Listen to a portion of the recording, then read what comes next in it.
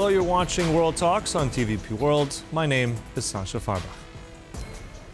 This past Friday in Istanbul, Iran met with the European powers known as the E3, France, Germany, and the United Kingdom, for their first direct nuclear talks since Israel and the U.S. launched strikes on Iranian nuclear sites in mid-June. The discussions were described as frank, serious, and detailed, but no breakthrough or specific commitments came out. Now, with the E3 threatening to trigger a UN snapback sanctions mechanism by the end of August, tensions are rising. Iran warns of serious consequences if sanctions return, while Europe tries to navigate its own path amid U.S. Iran hostility.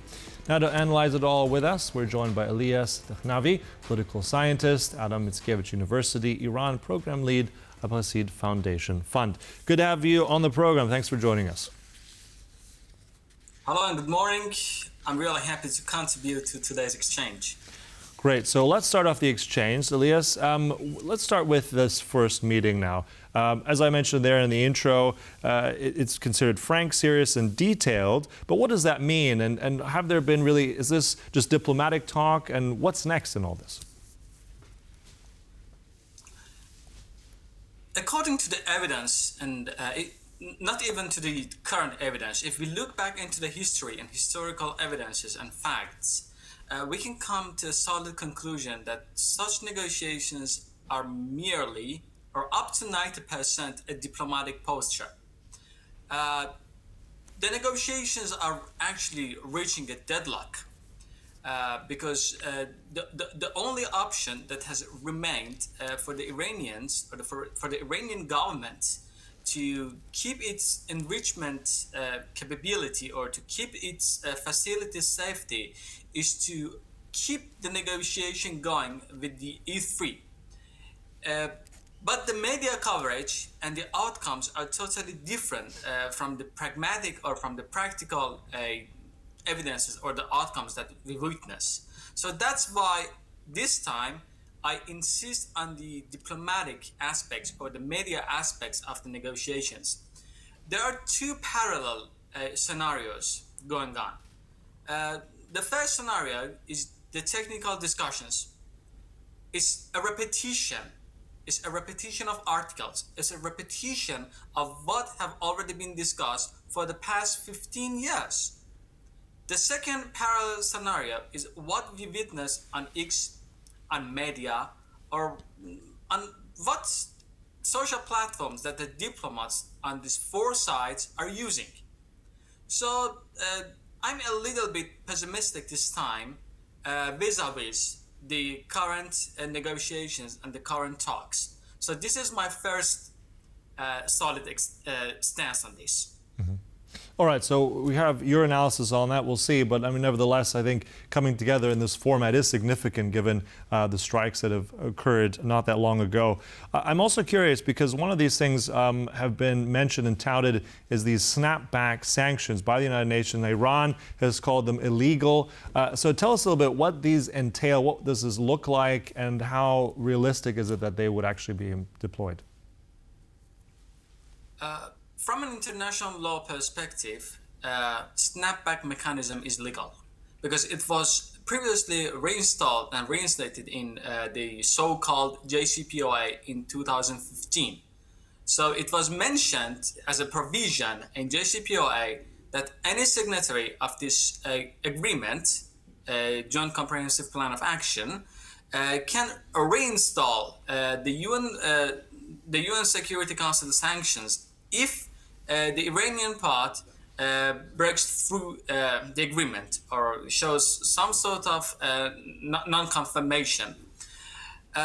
Legally speaking, from an international law perspective, again, the Americans have already withdrawn from this agreement, so they have no go for this. But regarding the E3, they have legal authority to reinstate the snapback. And what is a snapback? So if the E3 decides to reinstate the snapback mechanism, all the previously sanctions and embargoes under the resolution number 2231 will be reimposed on the Iranian side. This will curb the Iranian capability to export oil. This will curb their capability to import weapons. And also, it will target the bank sector. So it will deteriorate the condition. And what implications it might have for the international community? The first implication is the economic burdens.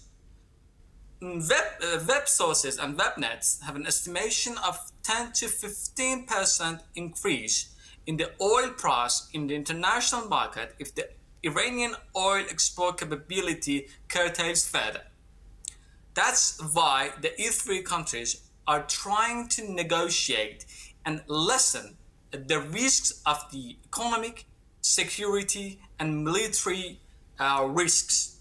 And I guess it's also a good idea to go to the different perspectives of E3 countries, because these three countries have different perspectives and tactics when it comes to a snapback mechanism.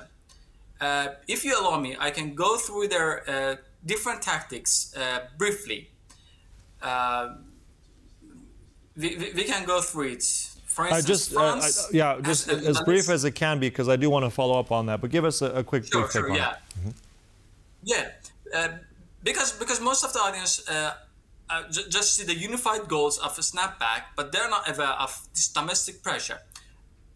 The French side is more legalistic. They want to keep the middle side, to negotiate through diplomatic means, to reach a diplomatic resolution, and to mediate the condition. On the other hand, the Germans have a more pragmatic perspective. They want to keep the economic condition as it is, or they want to preserve the status quo in the economic condition.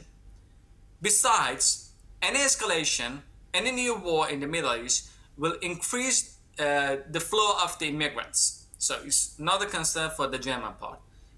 And the British side, while they want to keep their close alignment with the Americans, they're more pragmatic and they are more for a snapback mechanism. But at the same time, they want to keep the diplomatic channels open. Mm-hmm. Now, they have unified goals but different tactics. Mm-hmm. Different tactics indeed. And I think as I was listening there, you said on two of those countries, especially Britain and also Germany, saying pragmatic approach is also in alignment more with the United States. And this is the question now, because for some time, these E3 countries, in particular Europe as a whole, has had a different diplomatic course with Iran. That seems to have changed, or has been changing, especially for these countries. I remember the Chancellor of Germany, Mr. Merz, saying very much supportive words of actually those attacks against Iran recently, which was a bit, let's say, unusual. So how much of this diplomacy has changed in these last weeks and months, and how much is really E3 separate, independent, or is it just drifting more towards what the Americans are pursuing? Very, very good points been mentioned here. Let me start with Germany, because we have seen that the Iranian has unofficially been accused of supporting the Russian unfair invasion of Ukraine. And that is one of the biggest reasons that the Europeans are just tightening their grips when it comes to the Iranian negotiations. And it wasn't like that before. The Europeans were more diplomatic towards Iran. They were more pro-negotiations. But now, after all the chaos that we have witnessed in Ukraine, and all those accusations, the Europeans, specifically Germany, are not like the past. And this close cooperation with the Russians have fueled this divergence between the European allies. And regarding the second point, the Europeans are trying to take more independent stances, especially after Donald Trump presidency and the fuss and the political hot debates that have been exchanged between the Europeans and the politicians over Atlantics. So the Europeans are trying to use the leverage they have, because this is the leverage that the Americans don't have at the moment. Mm-hmm. That's why the Americans are putting and pressing the Europeans and the E3 specifically to reinstate the snapback mechanisms. But the E3 are trying to compensate and are trying to probe and scrutinize the scenarios to use the most of this snapback opportunity or mechanism. So to wrap up my analysis, I should say that the E3 has a more independent role and they can use the snapback mechanism in two ways: to reach peace or to reach stability, or second, to raise the escalation. And this is not the European fault, or this is not anyone else's fault. We are not talking about the wrong or right here. We're just trying to give an analysis. We should not forget that this is a very complicated issue that needs time. Speaking of escalation, that will be one of the questions that many will be looking and asking. I mean, we witnessed 12 days of war between Israel and Iran. We've seen missile strikes. We've seen the United States get involved after decades of non-involvement directly into Iranian territory. What is it, in your assessment, the danger of another escalation, a confrontation between, again, Iran and the West? I should say that most of the future events depend on the snapback in the current negotiation. Because if the snapback is activated, the Iranians might exit NTP, and if they exit this treaty, then the chances of another military confrontation will definitely arise. So it's a domino effect, it's a spillover effect. If by the end of the coming month, August 30th, I've heard that they have extended their ultimatum, I'm not sure, but if by the end of summer, no concrete agreement is made, there will be high risks of confrontation, because Iranians have different options on the table: exiting NTP, then reactivating their proxies in Lebanon, Iraq, Yemen, attacking the commercial ships near the Strait of Hormuz, and all the previous actions will be reactivated by both sides. So the snapback is not just a mechanism, but it's a gate to further events. So we have to wait for the next 2 months to see the results of the E3 negotiation with the Iranian side and see the outcome. If an agreement is made, then we will have a moderate and controlled and contained condition. But if we don't reach a concrete resolution, then most probably we will witness an unfortunate rise of escalation and conflicts again, which I personally hope it won't happen. Right. Well, indeed. So, I mean, this is something, as you said, the E3 provides a very powerful and, I think, mediating force here that can go either way.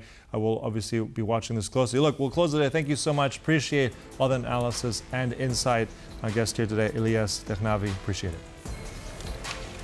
Thank you so much, and let's hope for a peaceful war. Thank you for watching. That concludes World Talks here on TVP World, but of course, much more coming up, so stay tuned. Goodbye.